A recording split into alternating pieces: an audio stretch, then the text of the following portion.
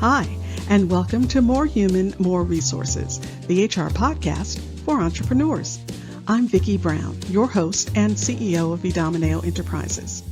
As a serial entrepreneur, I understand that having the right expert help has been critical to my success. That's why I'm dedicated to telling you, in plain language, what's going on in the world of HR that might impact your business and what you need to do about it, with real actionable tips to help you master that list of must-dos and grow your leadership muscle.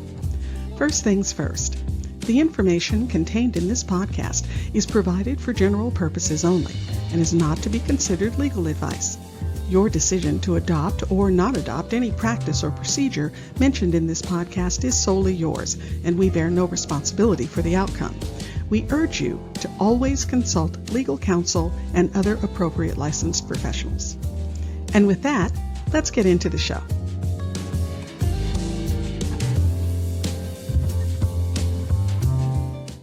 You're listening to Season 3, Episode 30. So, did you just get the gift of having HR added to your responsibilities? Yeah, I can hear you silently screaming right now. And to top it off, you're thinking, but I don't know diddly about HR.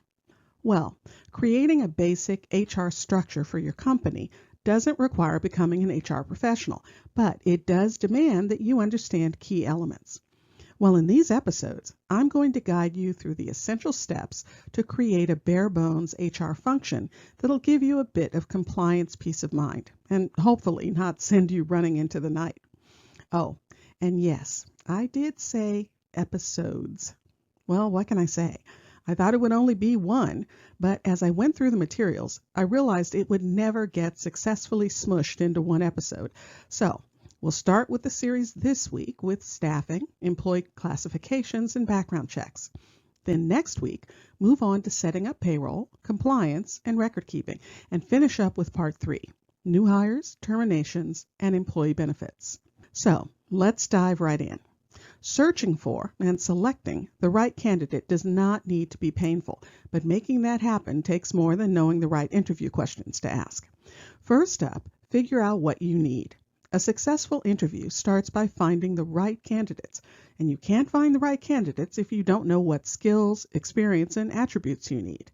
A solid job description helps potential candidates understand the expectations and requirements of the job.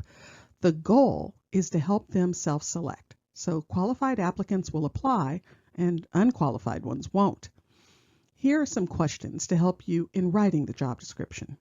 What are the expectations of the position, and what do you want the person to accomplish? Is anyone currently in the position? If so, what personal characteristics make them successful in the position? Is it attention to detail, strategic thinking, project management, etc.? What previous experience will help someone succeed in the job? Are there educational or equivalent experience requirements? Now, by the way, be very careful using educational requirements alone. You may run afoul of anti-discrimination laws. Yeah, it's easy to accidentally fall into this pit, so I suggest asking for either education or equivalent experience. Who will this position report to? Where will they be working? Next, figure out where to look. How do you get the word out about your job opening? Well, you have to post the position. Now, generally, postings come in 2 formats: short form, more of an ad version for the job description, and long form. Which version applies depends on the platform's guidelines. Now, a quick legal note. Make sure all your postings have equal opportunity employer language and don't ask about prior salary. It's illegal in some states. You may also have to list the salary range for the job and other notices, depending on the requirements of your state or city. Now, decide who is best for the job. The interview starts long before someone walks in your office and you ask them where they plan to be in 5 years. By the way, don't ever ask that question. Interviews start with the resume. No matter if you're the first one to see the resume or you have someone who does the initial screening, your job is the same in both cases. Compare the resume with the job description to determine 3 things. 1. Is there a match of qualifications and experience with what you need? 2. What additional information do you need regarding items listed on the resume? And 3. What information do you need regarding items not listed on the resume? Now focus on number 2 and number 3, information you need. This will form the backbone of your interview questions. You see, your goal is to identify and measure competencies. That's a fancy HR term for abilities. You're delving into competencies in order to measure the candidate's level of expertise. Next, let's talk about employee classifications. You see, the people responsible for the regulations around employment, the Department of Labor, the IRS, your local state employment departments, well, they consider everyone who works in the U.S. as eligible for overtime.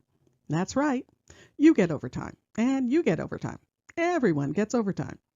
That is, unless your job is exempt from the overtime rules. See, that's how they get exempt, meaning exempt from overtime rules, and non-exempt, meaning not exempted from overtime rules.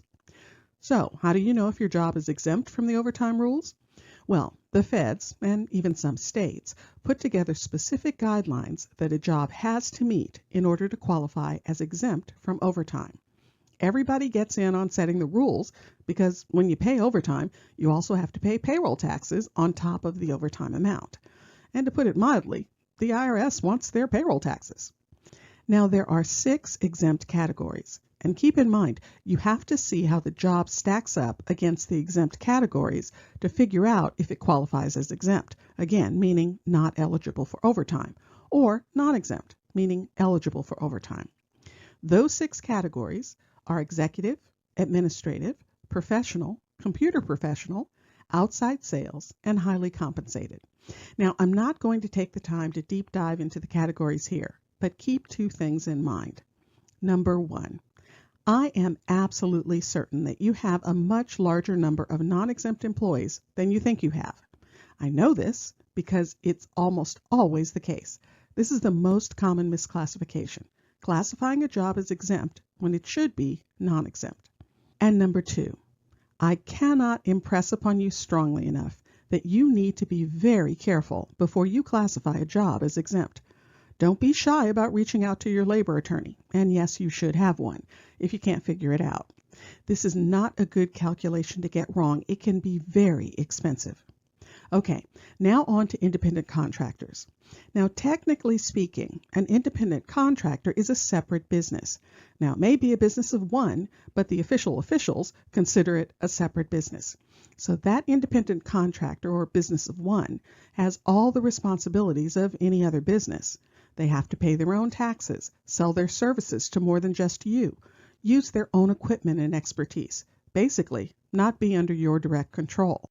They're just there to provide a product or service, and how that happens should be up to them. Now, there's a lot of confusion around independent contractors and what qualifies as one, mostly because there are a lot of agencies with fingers in the pie. At the federal level, the Department of Labor has an opinion and a set of guidelines. And the IRS has an opinion and another set of guidelines. And then there are various states and their opinions and guidelines.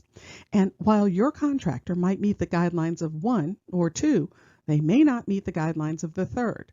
And if they miss the guidelines of any one of them, then they won't qualify as an independent contractor. For instance, in California, with few exceptions, if the contractor is performing work that's critical to your business, for instance, you're a copywriting service and you take on a contractor to do copywriting, then they can't qualify as an independent contractor. That's the B in California's ABC independent contractor rule. And as you might guess, that knocks out a large block of independent contractors. Now onward to background checks. There are a fair number of regulations around background checks at the state and sometimes local level as well. I feel like this is a good time to have a chat about online searches. As an employer, just don't do them. I know there are a lot of sites that say you can check someone's background or record for free. The downside of many of these sites is that you can't know for sure that you have the full and accurate picture. Generally, they look at digital public records, while a full background check will include national, state, and county level searches, as well as verifying identity, social security numbers, and sometimes even education. Full-service background checking companies use digital records as well, but they also use actual humans making phone calls, and sometimes even physical records. That means they may even send someone to the county records building. And finally, when you hire an established background check company, you get the added benefit of knowing they comply with the various background regulations. Honestly, I have the same concerns about do-it-yourself background checks. You aren't an expert in this area. That is, unless you run a background check company. And the likelihood you'll either not get all the information you need or accidentally take the wrong step and violate a regulation, well, it's really high. So why take the chance? So, what are those regulations? First up, make a conditional offer before you run the background. Now, the laws are different in different states, but in California, you can't ask an applicant about some pieces of their criminal history, not even on an employment application. Things like criminal charges that didn't end in a conviction, well, those are off limits. And since background reports often provide this type of information, it's better to just make a conditional offer of employment and avoid the possibility of getting dinged for a violation. A conditional offer is just like a regular employment offer, except it states that the offer is conditioned on receiving satisfactory references, which may include a background check. Next, there are a whole host of required notices and authorizations that have to happen before you can run a background check. And for the most part, they have to be standalone notices. You can't bury some language in another form, and you can't combine the notices. They get to shine all on their own. Background checks fall under the Fair Credit Reporting Act. You know, that thing you hope will help you when you're fighting with your credit card company? Well, they cover background investigation notices too. You have to provide the federal and state disclosure notices, write summaries, and you have to get written consent from the applicant. Generally, your background check company will provide all these documents to you for use with candidates. Just a call out though, it's really important that you provide all these notices and get the consent before you run the background check. And what happens if it comes back with a ding on it? Well, that's a whole other ball of wax, depending on your state. So I'm going to point you in the direction of your counsel.